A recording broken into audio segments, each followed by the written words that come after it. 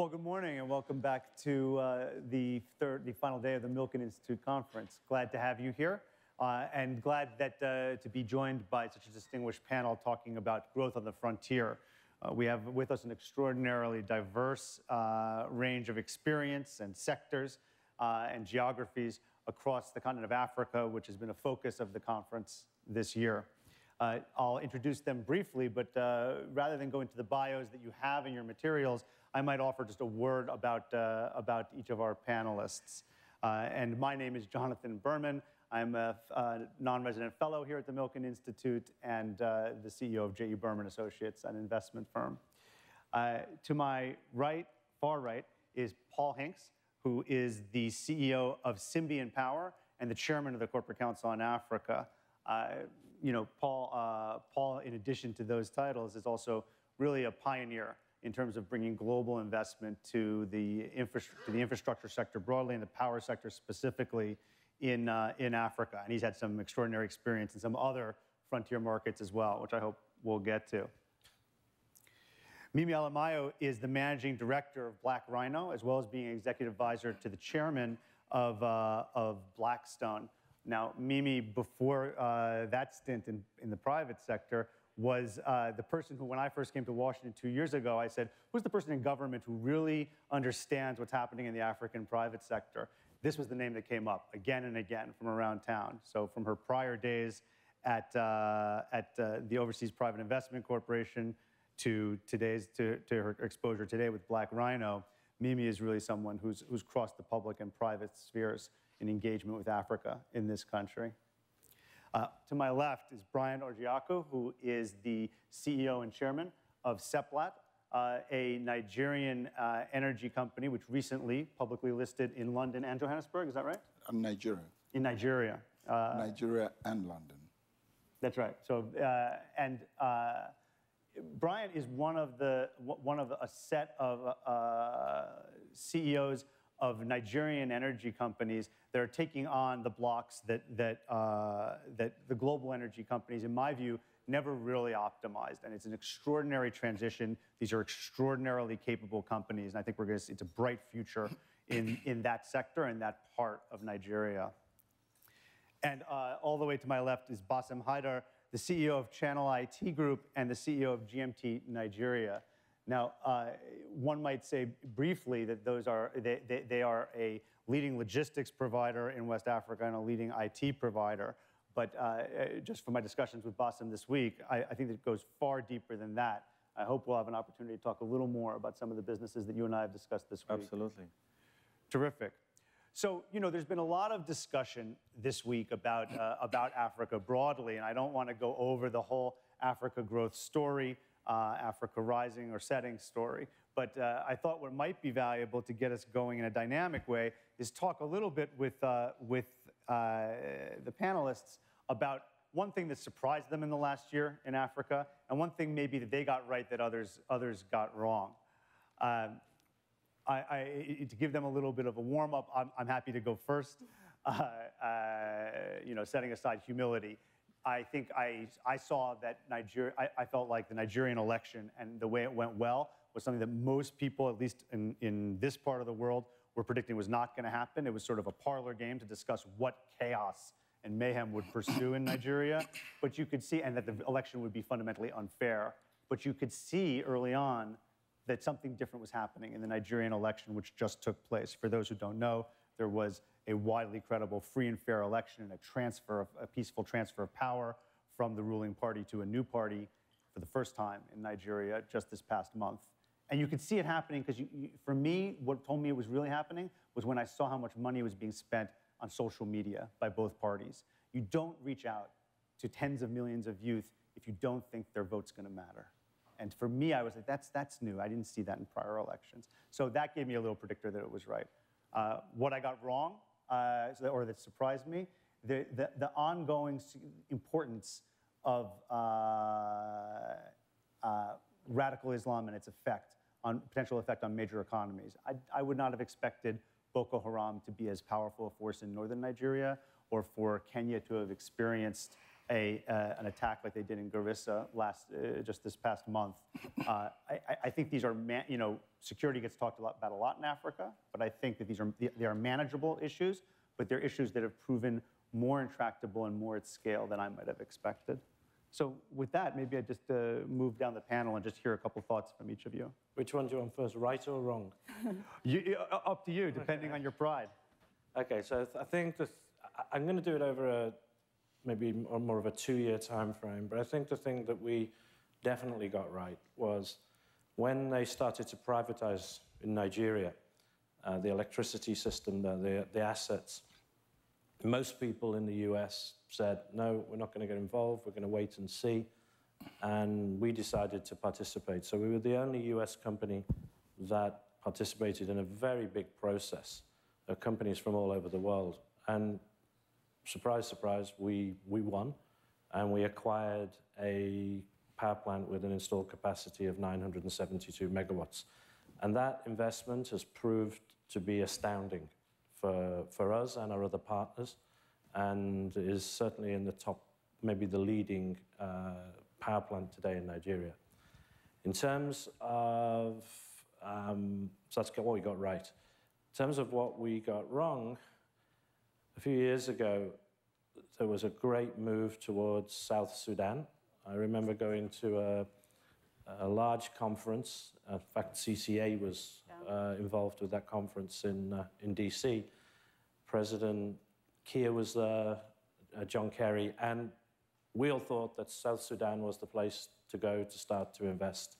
So we started making plans, and then within about 3 months of that conference, all hell broke loose in South Sudan, and we had to abandon all the plans that we had there. So that's probably what we got wrong. Mimi?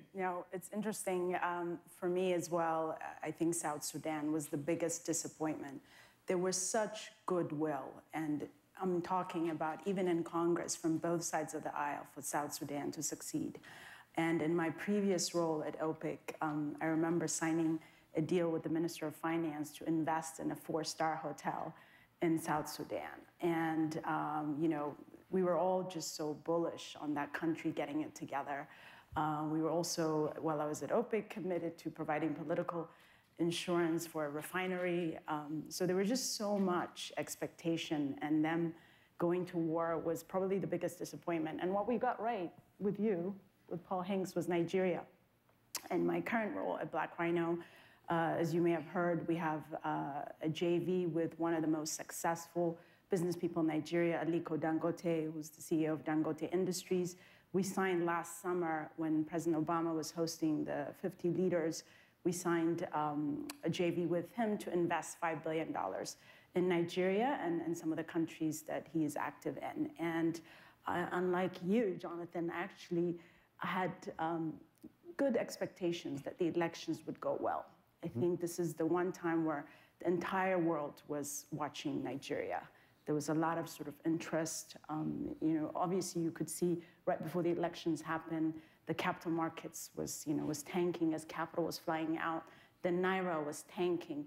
But I think the people of Nigeria, expected the leaders to live up to the election and kind of, sort of take the will of the people. And it was historical that it was the first time a sitting president lost an election and stepped down.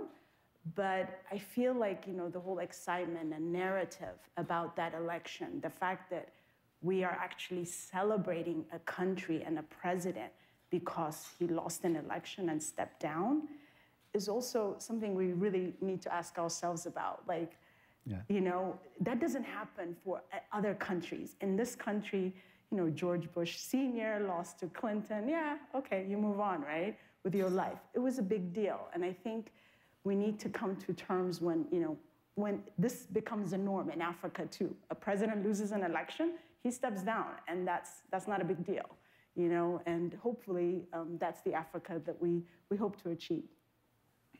So to be clear, I too, the Nigeria was my right to the extent that I had a right bet. I too anticipated that it would go well. What I got wrong was on Kenya and radical Islam. Yeah. But I'm interested that two very smart people and the U.S. government, I would say broadly, kind of misread what was going to happen in Sudan. Why do you think we missed? What do we miss there? What do we fail to see? You know, maybe the extent of sort of the division between whether it's tribal or, you know, the power sharing. I think among the two rebel leaders, I mean, the rebel leader and the president, you know, there was sort of, I think, a lot of deal making in the process, but sometimes that doesn't trickle down to the people in the community. You know, the two leaders may have been happy and compromising, but that doesn't mean the people in the villages agree to those terms. So, yeah, so I think, you know, I'm not an expert in South Sudan, but I would say that. But yeah. I'm still sort of in the long term optimistic that they will get it right, and they do the right thing for their people, and because I think a lot of people are suffering as a result. Brian, awesome. Thank you very much. What did we get wrong at the corporate? I think in our company we knew that oil prices be above $110 a barrel was high. We have always carried a range between $70 and $80, but no one expected a sudden collapse. Within 6 months, losing almost 60% of price. That was a real shock, not just to us as a company, but indeed has changed the whole world.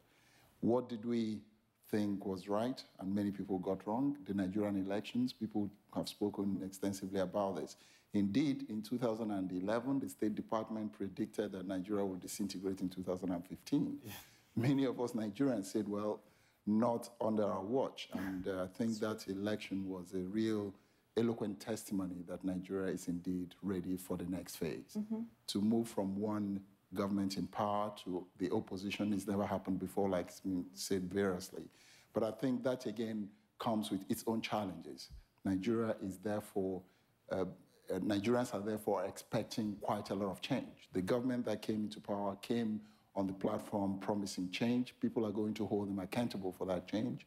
And again, one of the things that have been spoken variously in Nigeria is this dent of corruption. The new government has said they're going to stamp it out. Everyone is expecting that that should happen and therefore build on that in the growth that we expect. So you touched on two things that I wanted to explore just a little bit further. You and I discussed this privately, but to make that corruption promise stick, what needs to happen, right? It can't just be the president. You know, the corruption thing is not just to speak about it. People are expecting to see definite things happening. People are expecting to see those who have been suspected to have been corrupt to be brought to book, the rule of law that has been spoken about. People would like to see investigation of certain things, the topical issue about $20 billion that is missing.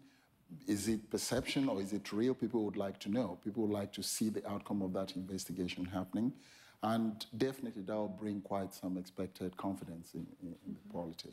The other thing you mentioned that I wanted to touch on is commodity prices. So as you mentioned, the thing that maybe surprised you was the drop in the price of oil. It's part of a larger conclusion or drop of the commodity supercycle. How has the drop in, how do you see the drop in commodity prices affecting both Nigeria, maybe Africa more broadly, today and tomorrow going forward? Really, the drop in the commodity price, it's expected that commodity prices will keep going up and down. I think it is the speed with which it collapsed that is the issue. Now, for a country like us in Nigeria that depends very largely on oil to balance our budget, it's a real challenge. But again, it's a wake-up call. It is the time for Nigerians to expect and see real action plan in diversification of the economy. Before the oil boom, agriculture contributed 75% of the GDP and revenues. We'd like to see a reversal where that happens. Nigeria is importing rice that runs into several billions of dollars. We'd like to see that reversed. We'd like to see a country that has such a large population have the real food security that is actually done from within rather than from export. That will definitely save a lot of money. And we're also beginning to see other areas of growth in Nigeria, the service industry. The population is young, strong, and very dynamic workforce. And we believe that all of this can be brought to play to help the diversification to happen. We are also expecting that the country will begin to look towards product export rather than crude oil export. This is key because when you add value in the products, the revenues will be higher. It's also going to be an area where government will seize this opportunity and remove subsidy. We believe that the country is bleeding from subsidy. We don't necessarily believe that the very poorest people in the society are benefiting from this subsidy. We believe that this is the time for it to go. We also believe that the refineries in Nigeria need to be privatized. We believe that private people will do a lot better job than that. We're happy with what Dangote is doing, investing in refineries. So basically what I'm saying is that it's a wake-up call for Nigeria and indeed the rest of the African continent in terms of the commodity pricing. So I want to stay with commodities just one more second, because as I think about it, there were a couple other big surprises in the commodity market. One is the steep drop in the price of iron ore, which is now hovering in the mid-50s, and some are saying will even drop into the 40s, much lower. And Africa has a lot of iron ore deposits. And the other, at least for me, is that I've always sort of, I follow it less closely, but agricultural commodities were sort of expected to go up. There was a lot of land investment a few years ago around that. It seems to me that that hasn't quite as exploded as it might have. And I wonder just if you would reflect, and it doesn't have to be just Bryant, but reflect for a moment on how you understand the impact of these commodity price cycles and how they're affecting your businesses. I mean, I can open that up before we come to Bassem. Frankly, talking about commodity prices, in Nigeria, one of the things that is also coming to fore is gas. Gas is a commodity that a lot of people have seen a paradox in the Nigerian environment. Prices have moved from less than 50 cents per million scoff. Today, it's officially declared $2.50 per million scoff. This is very phenomenal over a 5-year period of time. And there are private transactions going on at close to $5 in the same continent. In our company, we're doing transactions at $3, $3.50 per million scoff. At the back of that, there's quite a lot of investments in gas and power infrastructure. Okay. And basically, this is supporting the privatization of power, and we're going to be seeing quite a lot of this happening. We, for example, increased our oil gas processing capacity. Within the time the oil prices were collapsing from 130 million scoff a day to almost 300 million scoff a day. That is a huge jump, and we're not the only ones doing this. Quite a number of other companies are doing this. So we see the gas as a real lifeblood for development and growth in Nigeria. So I think we'll wind up talking a little more about commodities as we get to the next set of questions. Sure. But I just wanted to make an opportunity to, if you guys want to comment on that. I just wanted to add, I mean, I couldn't agree with you more on the gas opportunity in Nigeria. We're looking at potentially gas pipeline and obviously gas, power plants as well. It's just the deficit in energy in Nigeria is just outstanding. I mean, just crazy. You have 4,000 megawatts of power, your grid, and 4,000 functioning most of the time. There's about, I think, 15,000 megawatts of diesel generated dirty power in Nigeria.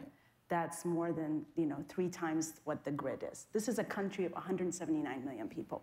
So to me, I think unlocking really Africa's power deficit, I think that is what is going to drive the countries across the continent. And you could say that for Kenya, you could say that for Tanzania, you could say that for Ghana. Power is really what is really, I agree with you in many ways, but one thing I think we need to always consider here is it's not only about generation. Distribution remains the biggest challenge. Today you can produce gas, but you can't distribute it. You can produce power, but you can't distribute the power easily today with the infrastructure that is on the ground. But to come back very quickly to the initial questions about the elections, I was actually preparing for a scenario of an African spring. Honestly speaking. Really? Yes, because it's there were many views about why will he hand over power at this stage. Obviously, with social media power and so on, everyone was just waiting to see what next reaction was going to happen. So when we heard Goodluck Jonathan actually conceded, we thought, oh, the rumors have already started. Now this is when the fight is going to actually happen. No one believed it. Really? Wow. And it took us about a couple of days, and then the big media started to break the news and so on. We were making calls and thinking, wow, this is really happening here and so on. We immediately saw a very positive impact, and I think We've seen yesterday in the media that Boko Haram was attacked and they released the 200 girls and so on. I mean, that is a huge thing to happen just before handover of power. It raises a lot of questions. Was this also politically motivated somehow? So a lot of these things are going to come out in the open, and this is the transparency we're actually not used to in Nigeria that we hope to see going forward. Now, with the commodity prices dropping and so on, I honestly believe, even though we're going to have a short-term impact, I think it's a very good thing. Mm-hmm. It's also a good thing in the extent that if we look at markets like Ghana, where agriculture was a big thing for many, many, many years. They started production of oil, agriculture started to dip. Even things like pineapple, they were the largest exporter at one stage in the world. If we go back to the 60s and 70s, Nigeria used to be a huge exporter of cocoa. They were the number 2. Today, they don't even rank in the top 10. So we want those industries to come back. Palm oil, for example. Indonesia is world leader today. Nigeria has the exact same climate, land, and conditions to actually have palm oil production that could actually compete with. So commodity prices might drop, but if you look at the local consumption requirements, the drop in price does not really make that much of a difference because there's a lot of local consumption and there was a lot of value add in terms of the importation and so on that was being lost basically. Today, by producing locally, we actually all reap the benefits, and it's going to take time. It's going to take a lot of confidence and maybe a couple of stable governments before we actually get to that level. It's a great point, Bassem. I think what's often lost in a global discussion of commodity prices in Africa is the domestic market. So there's always this presumption that global demand is what's driving growth in Africa. Whereas an emerging consumer class that's consuming more of everything is actually a strong internal driver. I'd also, just to put commodities in context, growth in Africa, 2008 to 2014, consisted only 11% of natural resources. Natural resources, oil mining and gas, accounted only for roughly a tenth of all the growth in Africa since 2008. And in the 10 years before that, only about 25%. So there's a lot to what Bassem is saying. You mentioned a phrase that actually I don't hear much about, which is Africa Spring. What would Africa Spring look like? And is it deferred? Well, let's put it this way. You got 170 million people in Nigeria. Now imagine there was some uprising. What would that do to the region, for example? What example would Nigeria set to all the other countries that are being oppressed, for example, or countries where there are little civil wars and so on? With social media influencing lives of people, can you imagine what will happen? We've seen it in North Africa. It just hasn't trickled down to Sub-Saharan Africa. So I think it would have been very difficult to control a spring, and then there'll be collapse of multiple governments after that and so on. So this is a huge thing, and I think we can't stress how important it is what has actually happened in Nigeria and the example that it has set for Africa. Now today we say it's the biggest economy. I was born in Nigeria. I grew up in Nigeria. I know day to day what goes on in Nigeria. The IMF all of a sudden decided, well, Nigeria is the largest economy in Africa, and did some formulas and said, well, you know what, we're going to double the economy size. My view of this is that they did this so they could lend Nigeria more money rather than anything else. For the very simple reason is, the lives of people haven't changed with an economy that has actually doubled in size. If anything, it has actually gone backwards. And we need to think about these things. We need to actually do something about this. How do these things affect daily lives of people? South Africa is on a backward trend, but the quality of life is still far better than countries in Sub-Saharan Africa. Those are issues that we actually need to also look at. Can I add to what he said? Yeah, maybe sort of about the spring, and I agree with you, and I think what really should keep the leaders up at night is the unemployment rate among the youth. I lived in Tunisia right before the revolution, and actually I was there during the last election of Ben Ali when he won by 99%. But you could tell around the cafes around town, a lot of very well-educated. Actually, one thing about Tunisia is they have a great education system. It's almost free all the way to college. So they have a very educated youth with huge high unemployment. That is just a bad formula. Educated youth, no job creation, and I think that is what could drive the African spring. You know, you see all these migrants now, the scenarios, and trying to migrate to Europe, and the blame should not be sort of on the Europeans. We're watching this, but sort of what the African leaders are doing to create jobs. So unemployment of the youth in Africa is a But very also, big I mean, issue. what causes normally a spring? It's besides economical factors, there are tribal issues. In Nigeria, you've got 250 different languages, tens and tens of tribes, for example. So can you imagine every one of this tribe wanting something else than the other? It's very different when you're talking about two sects, Sunnis and Shiites, fighting over land or power and so on. So an African Spring scenario will be disastrous if it were to happen. And I think we've just avoided this now. It was one of those comets that was racing towards the country, and it just decided to divert last minute. So I think it's a good example now. But I think for all of Africa. I think more than tribal, though, it's about survival at the end of the day. Absolutely. People need Besides to the eat. economic It's about factor. opportunity. It's about feeling hopeless, really. Absolutely. I think the revolution in Tunisia was not really about democracy. It was about young people feeling hopeless in their country, that they have no hope to get a job, to have a life. And that's what's going to drive the revolutions. I think from my perspective, I'll put unemployment before I put tribal tension in terms of what could trigger off a spring. And Basim, you're right. If the president did not concede defeat at the time he did, and to be honest, he made himself a hero by doing that. There could have easily been real disruption of the Nigerian society. And this would have been driven by a lot of youths. Unemployment again, even Boko Haram we talked about, the Niger Delta unrest, all of these are at the back of youth unemployment. So we believe that the new government has a real challenge. We must create jobs for these restless youth who are indeed educated. 24% of unemployment in Nigeria is quite high. And they should definitely begin to look at how do we develop all the other avenues that would absorb all of these youths. Small and medium-scale industries has to spring up to create the real entrepreneurial opportunities for the real strong entrepreneurial power and spirit that the youths have. I think that's one of the challenges that we have. Then talking about what Basim spoke about in terms of the infrastructure deficit, and he related this to gas and to power. The way we look at this, just to put things in context, Nigeria today is producing 2 BCF of gas a day. The real need is about 12 BCF.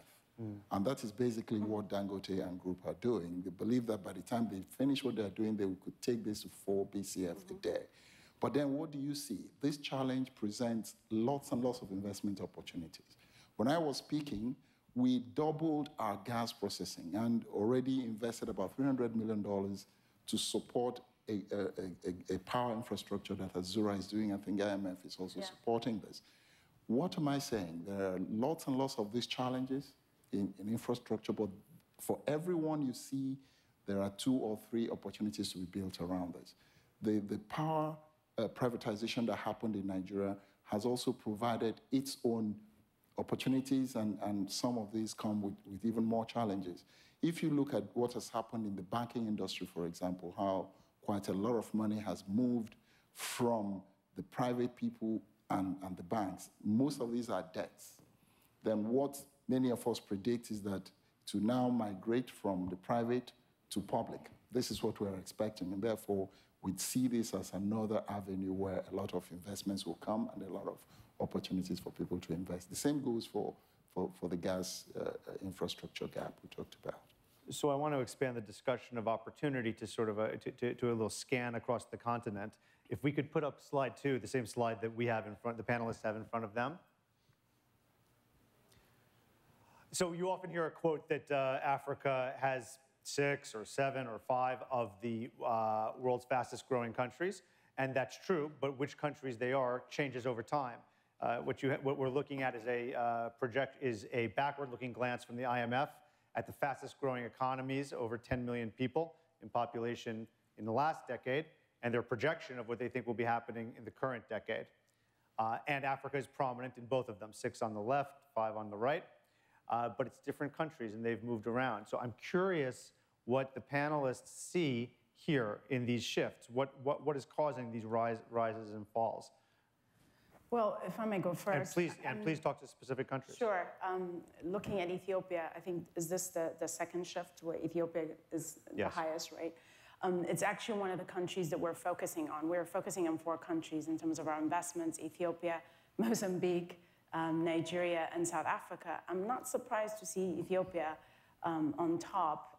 And I might seem biased because I was actually born in Ethiopia, so it's a bit subjective, but that country, which does not have any significant resources in terms of oil and gas or mining, has invested tremendously for the last decade in infrastructure. I'm talking about, they probably will be one of the only countries in the continent with excess energy, where they'll be exporting. So they've been investing in roads and railway and also taking advantage of the increased labor cost in China to actually make Ethiopia a manufacturing hub. So you actually see a lot of Chinese factories, both textile and apparel, and also light electronics moving into that country. So this is not something that happened literally sort of overnight. This is a country that really is thinking about development in a very holistic way, looking at their long-term plans, and has done a lot in infrastructure investment. I think also it's a bit diluted, this, if you look at it, because Nigeria's economy doubled, therefore by default it was diluted and wouldn't be in the next phase of growth in the next 10 years. Yeah, that's true. So in reality, Nigeria should still be growing at about 6%, but it's actually not on this chart. For the main reason is, if you factor that to the actual size of the economy, growth will be about 1 or 2%. So, but if we take this chart and look at it, that tells us a lot of things here. I mean, Rwanda is the example for Africa. Okay, a country that virtually has very, very, very little and is growing at about 7%. Great infrastructure, almost zero corruption. This is how Africa should be going forward. Now, Ethiopia, we do a lot of business in Ethiopia. I'd ask you a question about that. To what extent is it a duplicable model at scale? Some might say Rwanda succeeds in part because it's small. It's still 12 million people, so it's a lot bigger than many of the European countries in that sense. But I guess if there is a political will, everything is possible. During President Obasanjo's presidency in Nigeria, we saw corruption shrink so much that we were actually so surprised that just one president could actually make such a difference in such a short time. And in Nigeria, this can happen again. If we know from Buhari, when he was 18 months in power during the military rule, he was very forceful. His will was very, very forceful. And I think if he brings that same power in a democratic way today and stamps out corruption, I think that chart next year will be talking about Nigeria being right at the top again. Yeah. Just to add to that, if you look at how that changed, Angola and Nigeria fell off that to the next phase. What I see here is the natural resource cause. The reason why Nigeria is falling is not just too much of the fact that the economy has been rebased, but because of the real impact of oil price. I think this is what I talk about. And if you look at Angola and Nigeria being the highest producers of oil, and they're not making it to that level, it tells you quite a lot of things. Therefore, the issue of diversification of the economy is key for Nigeria to hold into this. And we can speak on this. Gas and power are key to this. This is what will fire the industries and bring manufacturers to work. These are the things that will bring the industries, gas to industry, gas to fertilizer. We don't have any choice right now. I think that's and even Ethiopia, I mean, growing at this rate, actually, it could grow a lot more for the very simple reason is if they remove a lot of the restrictions they have on foreign investment, foreign exchange controls. I mean, I'll give a very simple example. In the developed world, you never worry about taking out your profits out of a country. It's just very normal.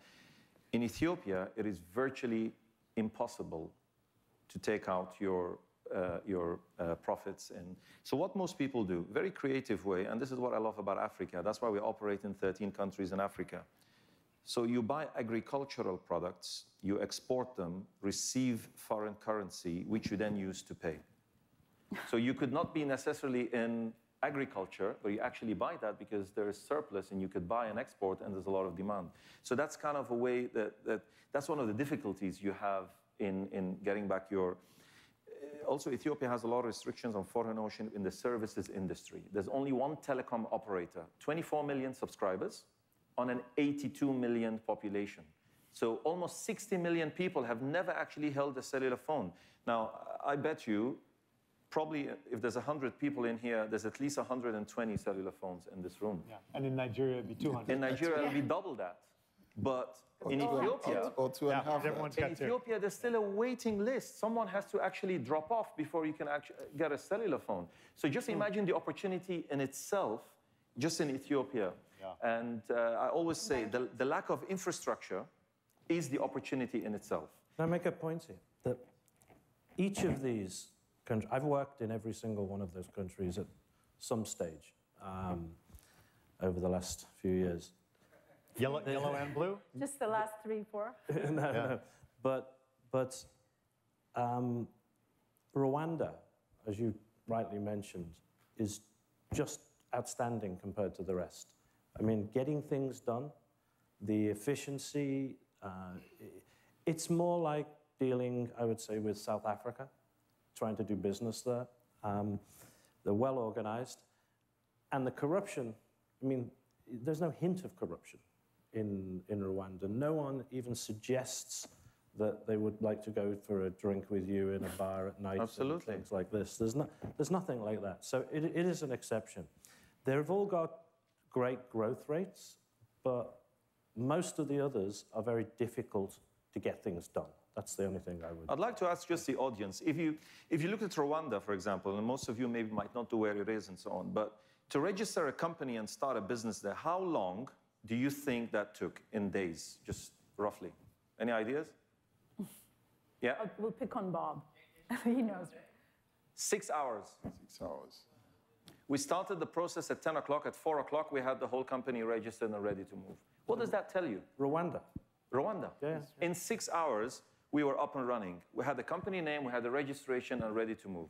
So it just gives you how easy it is to do in Rwanda when the other countries still have a lot of red tape and have still a lot to learn about how to do business and create an environment that is very easy for investors to come in. I mean, they're all great places, but I just wanted to single out that Rwanda is really very different than the rest. All right, so this all must be, let me just say, I'll come back to you, but this all must be music to the ears of the man who just bought a large portion of the Rwanda Development Bank, who I see in the room. Bob Diamond's in front. Bob, other than just letting other people sing the praises of Rwanda, do you have a perspective on sort of what allows Rwanda to continue at this growth rate through the rest of the decade? Yes, I have a big voice. It's very similar to what all of you were saying. From the announcement of the privatization of the development bank last year to closing that transaction, a bank was just a couple of months. Closing a financial services regulated business in the US or the UK would probably take a year or two right now for a foreigner, so they're very open for business. We are doing I think the more important thing, we bought a second bank this week. I suspect we'll be closed on that transaction within a month or two, which will make us the second largest bank. First largest bank by branches, second by deposits. But almost more importantly, in the 8 countries we're in Africa, we've put all of our investment in mobile phone technology in Kigali. So we had to pick one place to hire the best technology people, to put millions and millions and millions of dollars into the development for a Sub-Saharan African-wide mobile phone technology platform. And we picked Kigali and we picked Rwanda because of the business environment, because of the support for business, because they're looking at a financial center. So all of the reasons to want to choose to do business and expand it. And I think that's almost more important than the original acquisition, is that we're hiring more people and putting more of our centralized activities in Kigali. If I can just say one more thing, because I actually say this a lot. I think that Kagame has become a verb. You know, to Kagame a country means to focus on education, means to focus on women. It means to focus on technology. It means to focus on business. And I think all of us as business people, the more we talk about this, the more other countries are going to want to have growth rates like this and are going to open things up to business. I think this is enormously important that all of us, scream about the positive opportunity for investing and for creating jobs, because that's in essence what we're doing there. Is we're adding jobs to Kigali and to Rwanda. Mimi, did you want to say something? No, I just wanted to say something to Basim's point, but this is obviously a Rwanda love fest. Yeah. We all love Rwanda, and in my previous role at OPIC, it always surprised me for a very small country how much of our investment and how much of our portfolio was in Rwanda, whether it was in the energy sector, in the banking sector, in the telecom sector. So, but to your point, Basim, I know Ethiopia is a very, challenging place, but it's still growing at that rate. But they will always not be challenging, and they will, I think, sooner or later would have to open up the banking sector, would have to open up the telecom sector. And we're seeing that because we're actually investing in the energy sector. We're trying to build a pipeline from Djibouti into the interior of Ethiopia to bring in the refined fuel, which they obviously import from the port of Djibouti. And there's not a country that's building a pipeline that doesn't have oil on its own borders, like Ethiopia is and the continent. And they see that because they're building the pipeline not for the Ethiopia of today, but they're building it for the Ethiopia of the next 10 years or 20 years, looking at their demand. But also in terms of the energy sector, for the first time ever, they're allowing the private investment to come into the energy sector. You're seeing that in the geothermal on Corbeti transaction, because they realize they've been financing all of their infrastructure either with debt from China, Turkey, or the multilateral institutions through budget support and others, but they realize at the rate they're growing, they need the private sector. And they can no longer also force their few private banks to buy government bonds, to use some of their balance sheets, which they're literally told to reserve a certain percentage of their balance sheet to buy government bonds to finance infrastructure. Those things cannot continue to go that way at the rate they're growing. So they're going to have to open up their economy in the very near future. I agree, but there's also a strategic reason why they actually do this. If you look at their industry or the telecom operators or the energy sector, it's all government owned. And what they've realized is if we try to privatize this, we're not going to get value right now. So what they've done is, let's take Ethio Telecom, for example. They've actually gotten the Chinese to invest. We're building now 2,000 sites in Ethiopia, financed by the Chinese. And what has happened is, they build the sites, they have a huge coverage for the country. What kind of sites do you mean, towers? Tower sites, yes, for coverage. Because as I said, only 24 million people today can speak simply because of capacity. And what happens is, if they have a coverage for 60 million people, the value of Ethio Telecom in itself is 20 times what it is today. But that's going to take years to do. And I assume, I'm not an expert in the energy sector, but I believe they're probably trying to ramp up their energy sector in such a way that it's more valuable for investors when they eventually come in. Paul, did you want? I don't want. Mimi's right. Yeah. It has been a big Rwanda love fest for 3 days now. I don't want to linger too long on it. And there are a couple other players I'd like to show on that chart and talk about. But did you want to say something before I do that? No, it's okay. So if we could bring up that slide one more time, slide 2. So there's a couple new entrants in the current decade, Tanzania and DR Congo. Now, Paul, you're very active in one of those, and you were recently quoted on another one of them. I wonder if you might talk to us a little bit about what's driving Tanzanian growth, and maybe reflect a little bit on DR Congo and its place on this chart. Okay, let me cover Congo first, if you don't mind. Sure. I knew you'd do that. So anybody who was in that plenary yesterday will have heard Bronwyn, the moderator, say that I quoted 1 year ago that the DR Congo was a basket case. I think that I did say that in a panel, and the context of it, which she didn't explain, is that we're an independent power producer. So what that means is we have one single customer, which is the government. And we build a power plant, we invest hundreds of millions of dollars to build the power plant, and then we sell the electricity to the government. So we have to trust, normally for 25 years, the contracts are, that government is going to be stable throughout the life of the contract, because there's been a history all over the world of, and particularly US companies, investing in Pakistan, all sorts of other places. And then what happens is the government changes and the new guys come in and they say, those people are selling their electricity for too much money, we want them to reduce it. So all your financial modeling goes out of the window when this happens. So the context of that was actually that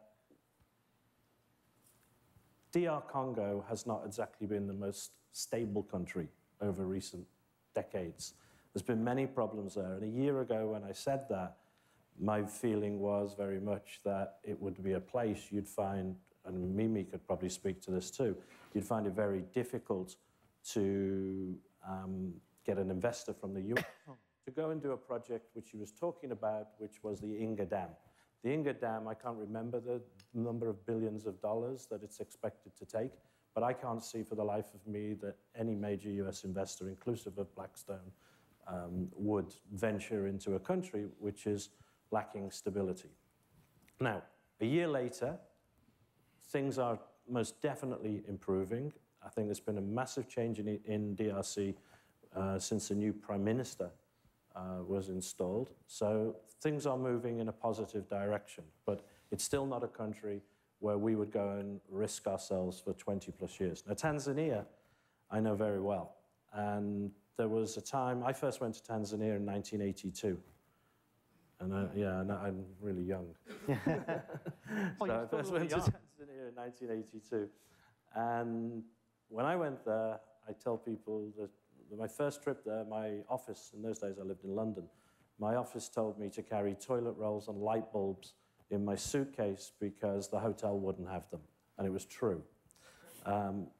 It was a one-party state. And over that 30 plus years, I've seen, I would have said the same thing about Tanzania then. I wouldn't have invested any money. I was an employee working for a company. But over the years, things have changed. Today, so in Tanzania, what's happened is there's been changes of government since the first head of state in independence, Julius Nyerere. There have been a number of democratic elections and changes of government in which the old government has always honored the commitments of the new government has honored the commitments of the old government. So in terms of an investment destination, Tanzania is great, but it's not perfect. We have a large operation there. We run a power plant day in, day out. And, we have difficulties all the time. The tax people show up at our office and take tax from us before we get paid by the client and things like this. So it's a tough place to work. However, and they've had scandal. Last year, there was a big energy scandal in the energy sector where it wasn't 20 billion, but it was a couple of $100 million went missing in a transaction, and that sent shockwaves through the whole investor community. But still today, people are showing up in Tanzania, making major investments, because the way they look at that is just like you look at a scandal that happens in America or a scandal that happens anywhere else. It was really a one-off, and they have one occasionally, but it hasn't affected investor confidence in going to Tanzania. And we too are involved in a new major investment in Tanzania to build a 400 megawatt power plant at the moment. So, we've not been at all deterred by the issues there. So I'll tell you from my own perspective, looking at this chart, it's illuminating as far as it goes, but I think it reflects a bias of the IMF towards the nation state as a unit of measure. And I think for me, as we talk about DR Congo, one of the things that drives that growth rate is actually at the subnational level. So I work with investment groups in Kenya and in South Africa who are both investing heavily in DR Congo. In long-term assets, real estate assets, and in natural resources, but all in Katanga province. And one of the reasons they say that is because the quality of governance is good. Obviously, the natural resources are concentrated there, but that's not the principal driver because the political risk would overwhelm that. It's that there is a pocket of good governance there that works for them. So to me, being able to look at the subnational level a little more and pierce this veil allows for revelation of where there's opportunity and why. But similarly, the other direction, if one only looked at nations, I often tell people I'm working with, I don't really look so much at the national level as either subnational or supranational at the regional level, particularly global, Fortune 100 companies that are looking at strategy. For my sins, I was a strategy consultant for 20 years, and what I always told them about Africa is, listen, I think you really want to think about this in a regional way, not 55 or 54 markets, but 5 or 6 markets, and I would love to see elements of this that reflect how the East African community is going to grow relative to the other regions. I wonder if, for example, I wonder if any of our panelists, I'll just open it up, have a reflection on sort of regional growth, what's it going to take to achieve regional integration? Mm-hmm. If you dare pick favorites, is there one region that you feel is more perspective for growth in the coming decade than others? East Africa. I'm bad at making those choices, but let me just tell you, one thing that East Africa has done that they haven't done in West Africa is eliminating borders in such a way to conduct business easily. Mm-hmm. So, for example, you could do business in Tanzania, Kenya, Uganda, that whole area very easily, and transport your goods and move them freely, whereby try and do the same in West Africa. It's virtually impossible to do so. From a logistics point of view, from a regulatory point of view, it's just very difficult to do this. They more or less use the same currency in many of the East African countries, whereby on the West, the 14 ECOWAS countries, more or less, besides a few of the Franco, French, have the CFR. Yeah. So that's another barrier for Bassem, you run the largest logistics firm in West Africa. How do you overcome these barriers? That's why I'm in business. I see. You get a premium.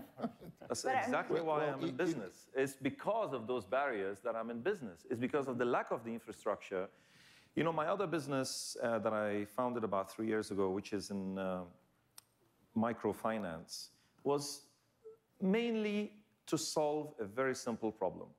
How do you reach consumers that are scattered all over these regions when there's no infrastructure to do so?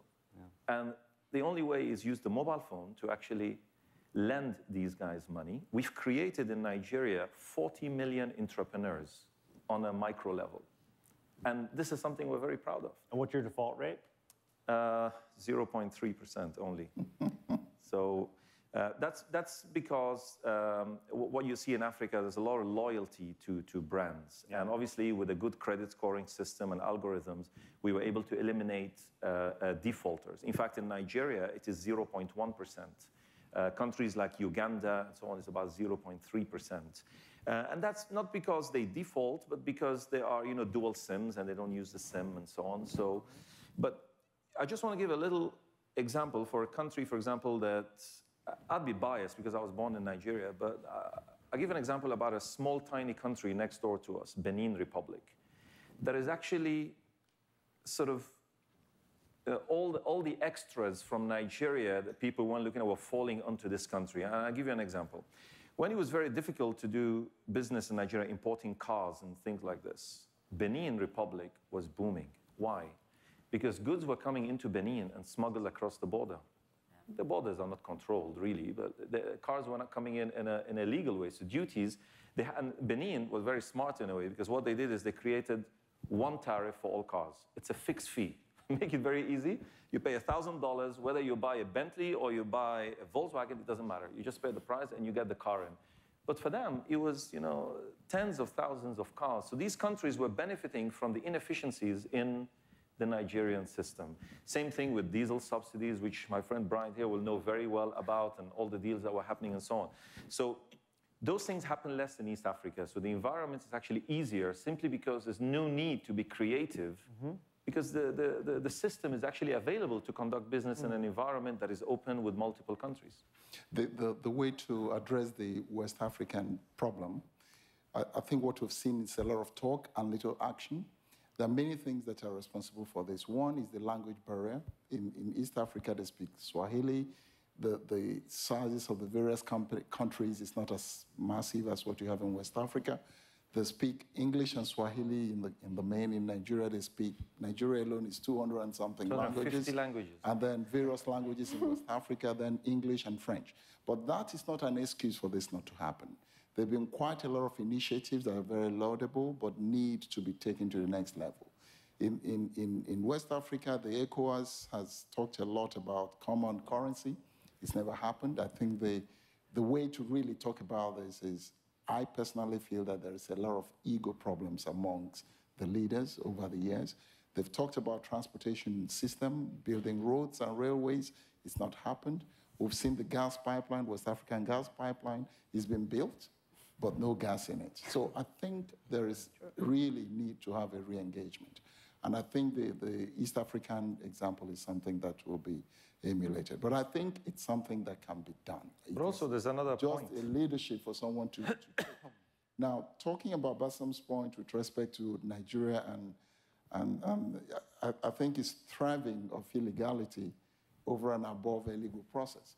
And you find that if the Nigerian government does legalize, or rather puts efficiency in the legal process, i.e., look at the tariffs that work within Nigeria, because basically what happened was in Nigeria, whereas the car tariffs went up, it was free port in Benin Republic, and therefore the illegality of smuggling was thriving very efficiently, whereas this could be looked at differently. I think those are the areas that would need to be addressed as time goes on. But also I think to agree on a common currency and to conduct business in that environment, you need to have economies that are more or less similar in size, so no one loses big.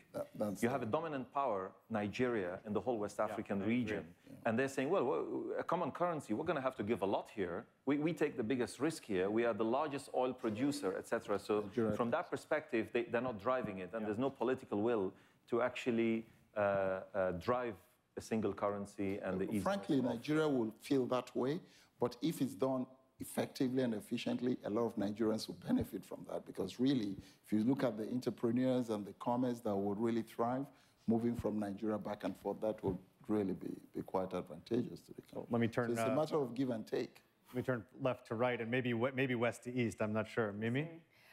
No, I mean, I think we all agree regional integration is incredibly important. And, you know, President Kagame mentioned that yesterday. And even though I think Africa's starting from a very low base, in the last 10 years, it's actually doubled. Trade within Africa has doubled from 60 to 120 billion. And in the next 5 years, it's supposed to actually double again. So, you know, it seems to be growing. And I think one thing that's important is trade among African countries is actually a lot of value-added goods. You know, you realize that a country like Kenya exports loose-leaf tea to the UK, and they buy it back as English breakfast.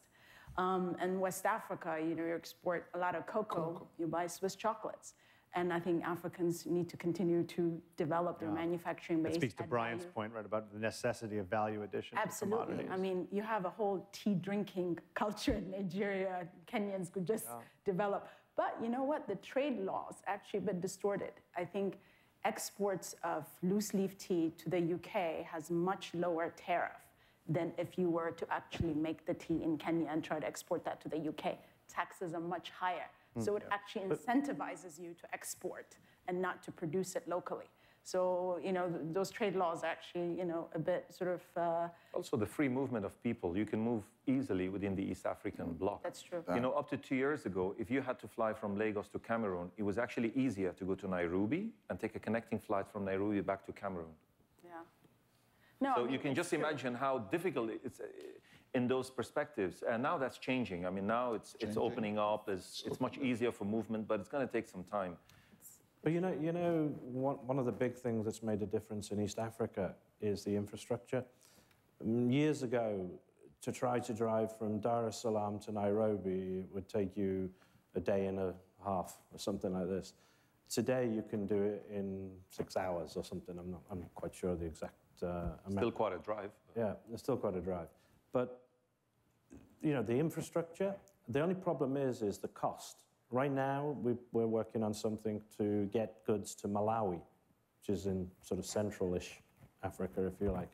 And it's still cheaper to bring goods from South Africa through Richards Bay and Beira than it is to bring it through Dar es Salaam or Mombasa.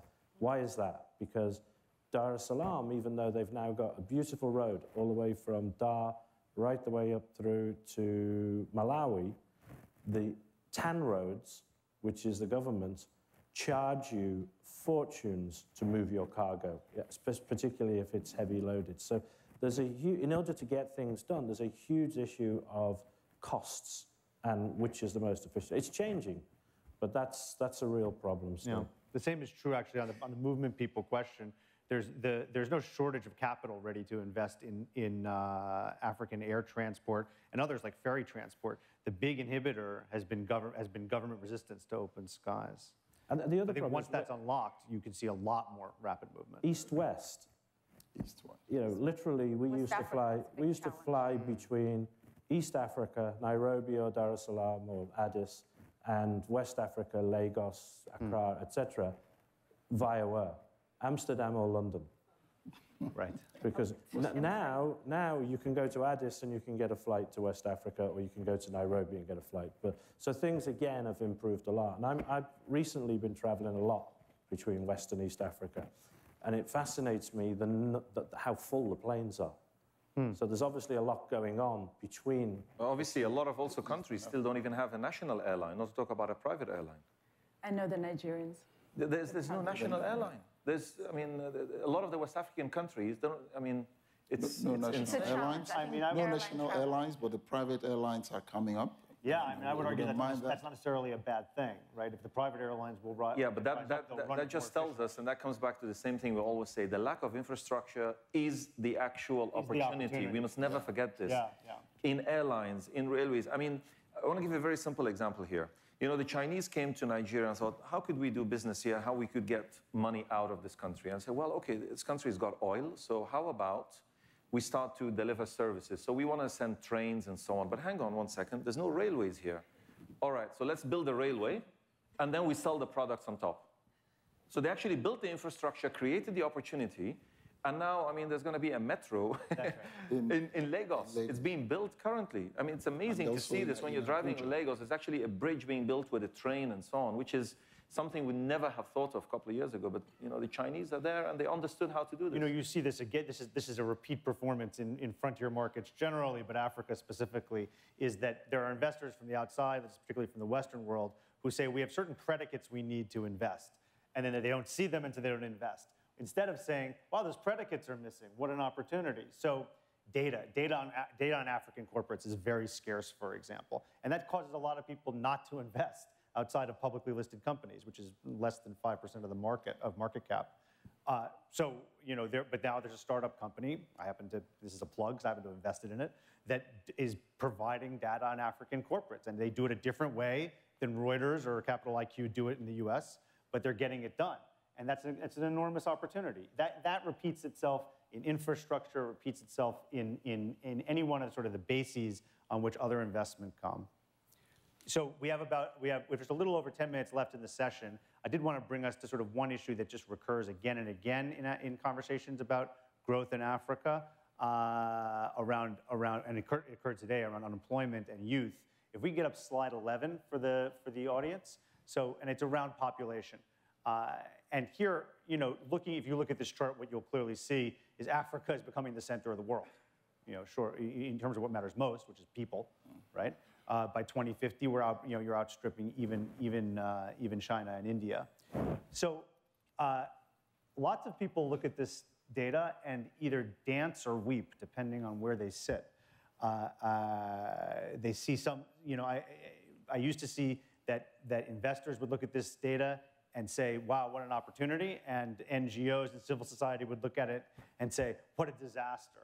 I would say in the last couple of years, it's not quite as clear. There's some crossover between these two spaces. I'm curious what you see in this data and what it makes you do, dance or weep. And then we'll get a little bit into sort of why maybe there are levers to make it do one or the other. I think I'll just make a quick one here. If you look at the African continent, if the infrastructure is not built to support population tripling, can you imagine what's going to happen? No housing, you can't move the people anymore. There's no roads, there's no transportation, there's no flow of anything. Is that I would have imagined that's a key lever of whether this is a good or bad So it's very difficult to answer this question. If the investments continue at the current level that they are, then I think you've solved half the problem here. If the investments do not continue, you're creating a huge poverty problem in this scenario. But they'll all have a cell phone. They'll all have a cell. Great for me, but... But I think investments need to grow even much more than what it is today for this to be an avoidable chaos. It could be a huge opportunity if investments continue to grow. We're seeing opportunities for agriculture, I spoke this before, infrastructure. Think about it. The East, the coalition of the willing in East Africa, they're building common railway from Rwanda, Ethiopia, and Uganda, Uganda and I think Kenya. Think about a railway from Mombasa to Congo, and then linking up to West Africa by the time this happens. Huge opportunity for movement of goods and services. For me, this is going to be a chaos if those infrastructure is not put in place. But if unemployment is not addressed squarely, it's going to be a chaos. But for me, it is a huge challenge, but creates an enormous opportunity for growth and investment. Every African leader that I've met, this is top of their agenda. It's how to create jobs for the youth, because what do they call it, the ticking time bomb? The reality is they're very aware of it, and I think that all of us who are in the business of infrastructure, it's a business opportunity, because there is so much focus on we're in electricity. Why are they trying to electrify Nigeria so rapidly? Because they see this as a huge problem in the future. So who pays for that? Private sector, private Hopefully investors. the private sector and both, really. I mean, I think for any leader looking at this, if they're doing the right things, they have the right enabling environment, they're investing in education, they're investing in infrastructure, and they're allowing room for the private sector to come in and co-invest with them as well, then they should feel good about this growth. But if they're not doing the right things, but I think they need to also transform the way they think. You know, we think of education as building schools and universities. We must think 20 years from now, the schools and universities don't necessarily have to exist. This is what we have to start to think. We can educate these people differently. And I'll give you an example how in Zambia, we actually use the mobile phone to teach 2 million subscribers the French and math, French language and math, interactive. And we are basically the biggest school with almost just $500,000 investment.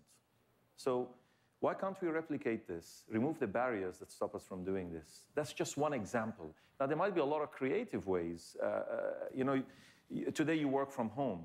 20 years ago, that was like something you wouldn't think of. So in 20 years from now, can we educate all these people without having to spend billions of dollars in schools and universities? There could be more creative ways. And I think the thought process needs to change. With this population growth, I don't think the infrastructure can simply cope. No matter how much money we throw in, and assuming we have very stable governments over the next 35 years, this is virtually an impossible task. The population growth in Africa will supersede any infrastructure being put in place. And we must remember, you're building new infrastructure, you're not looking after the old infrastructure that is there at the same time, which is a big problem you have in Africa. So you might build it in blocks, but you actually forget, you assume that everything else you've built is just carrying forward, and that's not happening. I'm curious, have you found ministries of education responsive to the idea of sort of a leapfrog process of scaled education? What we've done, we've just done it privately. We've gone to the mobile operator and said, listen, part of your social responsibility, you need to help us cheaply to actually do this. And here's a small fee. We plan to charge less than $1 a month to do this. And it's quite profitable because, to be honest, there's very little cost to us. It's all electronic. It's all in the cloud. So it runs very well, but you've got 2 million. You've got critical mass here. And this is just Zambia with not a very large population. Now we're doing it in Nigeria now, so we've just launched in Nigeria, in Benin, and so on. And you just see the uptake is... So let me press a little bit on this. I mean, because there's often talk about a variety of forms of what I'll call distributed empowerment, I'll call it that way, whether distributed power, or distributed phones, or distributed education. And the question is, to me, is around the scalability, and two, the ability of doing it without the leadership of the public sector. So, I mean, in this country, we have a question about whether charter schools really are a viable model for educating our population when they're not, when there's real questions around can they scale. So, can you take the model that you described and build it out to actually make a productive workforce of that group of people by 2050. And is it successful? Are those programs successful? Very, very successful. In every single country that we've launched, it has been super successful. Even down to the wealthier countries, I would say, where we must separate between what I call hard infrastructure and soft infrastructure. Soft infrastructure is where you can use existing infrastructure or mobile networks and so on to deliver services, and hard infrastructure is you need a gas pipe. It cannot be just virtual. There has to be a gas pipe. So on the softer issues, we deliver a lot of these services, be it from content, educational services, lottery. In Nigeria, we do the lottery. We've got 15 million people that play the lottery, for example, monthly. So it is possible. We just need to think differently. That thought process needs to change. And the solutions aren't going to come from the West. The solutions are going to have to come from inside these countries. This is why in Rwanda, we have a technical and research center with 15 people. Their job is to find solutions for everyday problems. When we started lending airtime on mobile phones, that was to solve a problem. You know, it's very common. And if some of you have been to Africa, you realize like staff and people actually call you and drop the line. Hey, I've called you, now you call me back, kind of thing. So we thought that needs to stop. Why are you doing this? We run out of credit. Okay, so let's solve the problem. How can we get credit to you? And that has now evolved. So in Tanzania, we soon will be doing a pilot actually where we'd be lending up to $500 onto your mobile money account. And we've seen in the countries that we've launched this is 40% of that is being used to pay hospital bills. Hospital bills. So you can imagine the need where people can't even get basic needs, but then you can provide them these soft loans. And yes, the default there is 6%. Okay, so it's higher because you still need to gather a lot of data and intelligence about who you lend to and so on. But it can be done. So I'll tell you, actually, I think that's actually not a bad place to be summing up, because I think there's aspects, whether it's the development of a technology like the one Bassem described, or the development of in the older economy, of oil assets in Nigeria by Nigerian companies. There are a set of solutions that actually I think do address this and create an opportunity out of the chart we're seeing, but they come almost while they have collaboration from the rest of the world, and especially capital from the rest of the world. Those are solutions that I find overwhelmingly homegrown, developed within the economies that are facing this challenge. So I want to thank all our panelists. Please join me in thanking them for a round discussion. Thank you.